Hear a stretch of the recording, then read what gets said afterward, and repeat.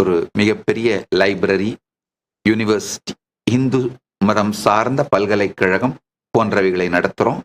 பல கேம்பஸஸ்ல இங்கெல்லாம் அந்த குழந்தைகள், இளைஞர்கள் அனுப்பப்பட்டு பயிற்சி அளிக்கப்பட்டு, பயிற்சிக்கு பிறகு அவர்களுக்கு சரியான அந்தந்த தகுதிக்கு ஏற்றாற் போல பட்டங்கள், இடங்கள் வழங்கப்படும்.